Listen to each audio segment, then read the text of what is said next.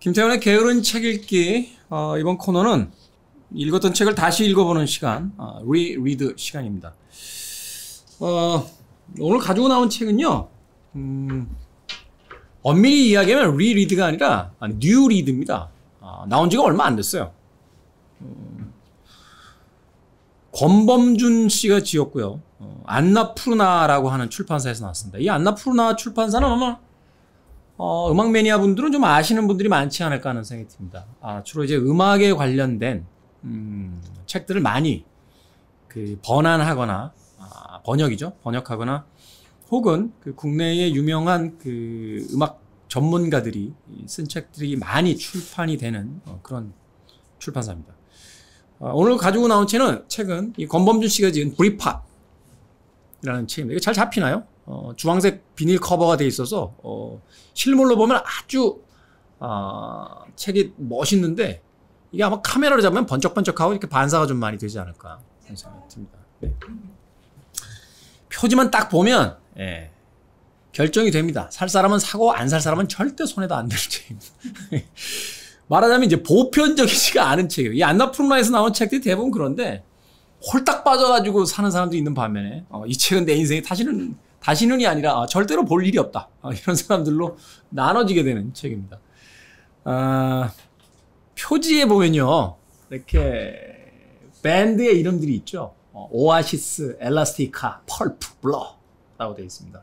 책의 제목이 브릿팝이라고 하는데 1990년대를 중심으로 해서 유행했던 일종의 음악적 흐름을 이야기합니다. 물론 이제 평론가들마다 이제 정의 내리기가 좀 다르긴 합니다만 80년대에 이제 헤비메탈의 시대에서 이제 90년대에도 이제 역시 헤비메탈이 있었어요. 스레이시 메탈, 이런 메탈과 이제 힙합, 이런 음악이 거대한 흐름을 만들고 있을 때 영국을 중심으로 했던 이 브릿팝, 그리고 이제 미국의 시애틀을 중심으로 했던 이제 얼터너티브 락, 그래서 이제 90년대의 젊은 음악 팬들이 가장 많이 즐겨 들었던 음악의 사조이자 이제 흐름입니다. 이 브릿팝을 대표한다라고 하면 이 표지에 있는 것처럼 오아시스, 블러, 펄프, 스웨드, 엘라스티카도 있고요. 하여튼 많아요. 엄청 많습니다. 그 엄청 많은 사람들이 바로 이 책에 담겨져 있습니다. 이 책을 나온 지 얼마 안 됐고 저는 이제 한 번밖에 안 읽었는데 한 번도 다 읽은 건 아니고요. 군데군데 읽었어요. 군데군데 읽었는데 이걸 왜 리리드에 가져왔냐?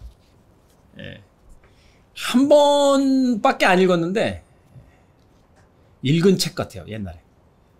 왜냐면 저도 이제 90년대에 첫 사회생활을 음악 잡지사 이제 기자를 하면서 당시 나왔던 음반들에 대한 리뷰라든지 인터뷰 기사 같은 것들을 꽤 많이 썼었는데 그래서 그런지 몰라도 어떤 단락에 가서는 이거 내가 썼나? 하는 생각이 들 정도로 당시 어떤 기억을 다시 불러오는 그런 이야기들이 많습니다. 저자의 어떤 개인적인 인상평이 많이 들어가 있다라기보다는요, 이 아티스트들에 대한 간략한 소개, 그리고 앨범에 대한 소개가 거의 주를 이루고 있습니다. 이 하나의 파트마다 이렇게 길지가 않아요.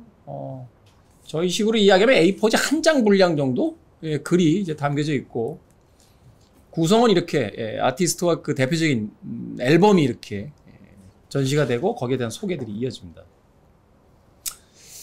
좀 찾아서 읽어볼까요? 네. 대표적인 아티스트 블러, 블러라고 하는 영국의 비틀즈라고, 오아시스를 비틀즈라고 했나요? 블러를 비틀즈라고 했나요? 저는 개인적으로 오아시스보다 블러를 더 좋아했어요. 오아시스의 음악이 약간 뭐라 할까요? 좀 징그러운 정통파에 가깝다라면 이 블러의 음악은 아주 반짝거리는 아주 스마트한 음악 쪽에 좀 가까웠어요. 그래서 막 전자음악도 많이 쓰고, 그러면서도 또 아주 나긋나긋한 음악도 많고, 그러면서도 아주 펑키한 음악, 또 락 스피릿이 느껴지는 음악, 이렇게 변주가 많은 음악들을 들려줘서 저는 개인적으로 블러를 더 좋아했습니다. 이 띵크탱크는 제가 EMI에 있을 때 직접 낸 판이에요. 제가 홍보했어요. 망했어요, 이 음반. 우리나라에서 오아시스의 절반도 안 돼요, 인기가. 영국에서는 뭐 브릿팝을 양분했다라고 평가까지 되는 팀인데. 블러의 최전성기 시절 브릿팝 3부작 Modern Life is Lavish와 Park Life 그리고 The Great Escape만 좋아하고 음악성의 변화를 이유로 그 이후의 작품에 대해 흥미가 없다면 지극히 예외적인 사람일 것이다. 이 앨범을 포함 13 같은 작품은 이전의 작품처럼 영국적이지 않지만 더욱 실험적이고 열려있는 태도로 제작되었다. 브릿팝 절정기에 오아시스와 적대적 라이벌 구도를 형성하며 화려하게 매스컴을 장식하면서 그들은 사적으로나 공적으로 큰 스트레스를 받았다. 많은 인터뷰에서 데이먼 알바는 무엇을 해도 오아시스와 비교를 당한다고 푸념을 들어놓았다. 그렇기 때문에 그들만의 길을 개척하고 싶었던지 띵크탱크는 조용하게 야심만만하다라고 설명을 하고 있습니다. 여기서 이제 데이먼 알반 같은 인물은 이후에 이제 고릴라즈라는 팀을 만들어서 이제 애니메이션으로 활동하기도 했던 아주 독특한 그런 음악 활동을 이어가기도 했죠. 그 줄리언 오피가 디자인해줬던 그 앨범 자켓으로 굉장히 유명해요. 줄리언 오피라고 하면 현대미술에서 되게 유명한 화가잖아요. 이렇게 사람들 얼굴 동그랗게 해가지고 형체가 없이 만들다가 나중에 이제 눈, 코 정도, 눈하고 입만 이렇게 했나요? 그런 이제 데이먼 알반, 그런 이제 줄리언 오피가 앨범의 자켓을 그려주기도 했었고, 사실은요, 그 영국에 왜 그 그래피티 하는 화가 있잖아요. 누구죠? 뱅크시. 예, 뱅크시라고 해서 이제 알려지지 않은 인물이에요. 도둑처럼 나타나서 뭘 그려놓고 가요. 근데 그려놓고 하면 그게 몇 억이야. 우리 집에 담벼락에 좀 그려줬으면 좋겠네요. 아파트라서 안 되나? 902호입니다. 그 벽에다 좀 그려주시면. 그래가지고 영국에서는 이 뱅크시가 그림을 그려놓고 하면 다음날 주인이 막 화들짝 놀라가지고 거기 이제 아크릴판으로 막아요. 훼손될까봐. 그리고 그 사람이 이제 막 소유권을 주장해요. 반예술적 운동을 많이 하고 또 그런 슬로건으로서 이제 그림도 많이 그리는데 그의 작품이 몇 억씩 가게 되는 아이러니한 상황들이 벌어지죠. 왜 이 이야기를 하냐면요. 한참 이 뱅크시가 활동을 할 때 도대체 뱅크시가 누구냐 하는 어떤 그 궁금증이 있을 때 이 블러의 데이먼 알번도 그 후보 중에 한 명으로 올라 있었습니다.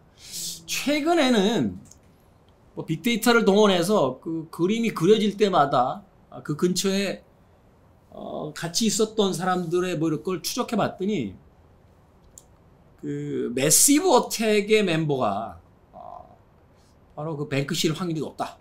뭐 이렇게 이야기를 하기도 했고 그 멤버는 막상 인터뷰를 요청하니까 우리 모두가 뱅크시다. 뭐 이런 애매한 이야기를 해서 궁금증을 증폭시키기도 했었는데 어찌됐건 블러의 데이먼 알반도 바로 그런 인물 중에 하나였죠. 제가 이 책을 오늘 리리드로 가지고 나온 것은 책은 새로 나온 책이기 때문에 처음으로 읽는 책이긴 합니다만 이 책을 읽으면서 이 고막에 음악을 틀어놓지 않았음에도 불구하고 90년 어느 순간에 들었던 음악들이 계속해서 울려 퍼지는 듯한 그런 느낌을 받았습니다. 물론 이 책에는 소개하고 있는 음악들은요 2020년까지 새로 나온 브릿팝들을 계속해서 수록해서 담고 있어요. 20세기의 브릿팝뿐만이 아니라. 그럼에도 불구하고 제가 좀 더 많은 손이 갔던 것은 모르는 팀이 아니라 아이러니하게도 알고 있는 팀들에 대한 글들과 그 앨범의 자켓에 한동안 시선을 뺏게 됐던 것들입니다.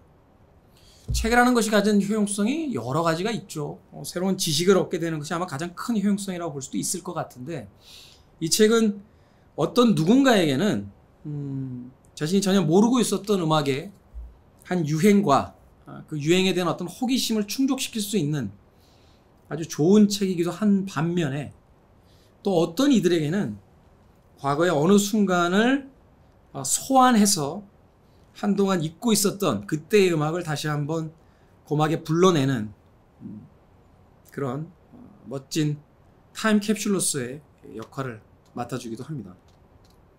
한동안 음악 참 많이 안 들었습니다. 바빴거든요. 그래서 사람들한테 팝컬럼니스트라고 소개하기가 좀 민망해서요. 최근에 한 후배의 책에 그 추천사를 써달라고 해서 써줬는데 그 친구가 음악을 저보다 더 많이 알아요. 그래서 형 소개를 뭐라고 해? 라고 하길래 한때 팝 컬럼니스트였던 이라고 직업을 적어냈습니다. 그랬더니 전화가 오더라고요. 진짜 이렇게 써? 그래서 진짜 그렇게 써도 돼. 이 권범준이 지은 브릿팝이라는 책을 보면서 사실은 이 당시에 음악을 들었던 사람들에게 뭐 이렇게 인사이트가 있는 책이다라고 소개를 할 수는 없을 것 같습니다만, 그럼에도 산재되어 있던 기억들을 한 권의 책으로서 이렇게 일목요연한 어떤 목록을 만들어서 다시 한번 들여다볼 수 있게 만들었다는 것만으로도 이 책은 저에게 굉장히 큰 효용성이 있었던 책이 아닌가 하는 생각이 들어요. 그리고 이 책을 한참 읽어 나가다가 모처럼 먼지가 앉아있던 턴테이블에 뚜껑을 올리고 전원 버튼을 넣어서 과거의 음악을 들어봤습니다. 좋더군요. 저희 시간에도 나왔던 이문열 작가는 언제나 좋은 것은 앞날에 있을 거라고 이야기했었는데 때때로 그 이야기가 틀리지 않았나 하는 생각도 해보게 돼요. 정말 좋아했던 것들은 오히려 과거에 있지 않나 하는 생각을 하면서 그 과거로부터 다시 불려져 나온 그 음악이 턴테이블의 카트리지를 통해서 현재의 음악으로 재생될 때 무척이나 행복했던 기억이 있습니다. 그래서 이 책은 당분간은 책상 위에다 좀 놔둘까 합니다. 뭐 이걸 제가 진지하게, 제가 이제 그래도 나름 유명한 평론가인데 이 책은 뭐 제가 처음부터 끝까지 이렇게 꼼꼼히 읽을 뭐 그런 짬밥은 아니에요. 아는 게 많거든요. 그럼에도 불구하고 그냥 한 챕터 이렇게 딱 보면서 프렌치 퍼디난드를 뭐라고 썼을까? 프렌치 퍼디난드는 2001년 말경 밥 하디가 알렉스 카프라노스의 집 부엌에서 뭔가 쓸모있는 일을 해야 한다는 조건으로 베이스 기타를 받았을 때 결성되었다. 블라블라블라블라. 그러면서 그래? 그렇군. 프렌치 퍼디난드를 한번 들어볼까? 하면서 이렇게 듣게 만드는, 다시 한번 익숙했던 과거의 음악들을 불러내게 만드는 그런 효용성 있는 책이 되지 않을까 하는 생각이 듭니다. 그리고 프렌치 퍼디난드 이렇게 소개를 읽어봤는데요. 여기 왜 내가 아는 건 안 적혀 있어. 프렌치 퍼디난드는 제가 기억하기로 아마 1차 세계대전 때 암살당했죠. 오스트리아의 황제였나요? 왕자였나요? 아무튼 1차 세계대전을 촉발시킨 사건이 됐는데 그 주인공이 바로 이름이 프란치 퍼디난드였어요. 요건 몰랐나? 나만 알고? 요런 지점에서 이제 아주 흥미와 자부심을 느끼게 되는 그런 책입니다. 어찌됐건 과거의 음악을 소환하고 과거로부터 멀리 떨어진 시대에 태어난 청춘을 보내고 있는, 지금 청춘을 보내고 있는 이들에게는 전혀 새로운 음악의 세계를 인도할 그런 아주 멋진 책입니다. 가지고 있으면 기분이 좋아집니다. 브릿팝. 네. 권범준 지음 안나푸르나 출판사의 뉴리드였습니다. 네. 안나푸르나 사장님 제가 알아요. 김영훈 사장. 네. 좋아하겠네. 내가 자같이 소개해 줬다고. 네. 돈 받고 하는 건 아닙니다. 자, 회원리뷰 평점 8.5점입니다. 좋아요. 꼼꼼하게 적힌 글 속에서 음악에 대한 작가의 열정과 애정이 느껴지고 내용 또한 아주 만족스럽다. 스웨이드의 팬으로서 다른 밴드에 비해 스웨이드의 분량이 적어 아쉽긴 하지만 브릿팝의 흥망성쇠와 관련 밴드를 모두 한 권의 책에서 다뤘다는 점이 마음에 든다. 특히 90년대 음악에 열광했던 30대, 40대에게 적극 추천하고 싶은 책이다. 왜 90년대, 50대에도 90년대 음악 들었어요. 별로요. 브릿팝의 역사, 대표 앨범, 브릿팝의 뿌리, 영화, 표지 등 브릿팝과 관련된 거의 모든 것들을 막 나오고 있다. 다만 아쉬운 점이 조금 있다면 역사와 앨범 파트에 비해 다른 파트의 소개 비중이 적다는 것 정도이다. 당연하죠. 브릿팝인데. 네. 브릿팝이라고 적어놓고 영화의 비중이 더 많으면 좀 이상하지 않겠습니까? 김태훈의 리리드, 오늘은 뉴리드, 브릿팝 다뤄봤습니다.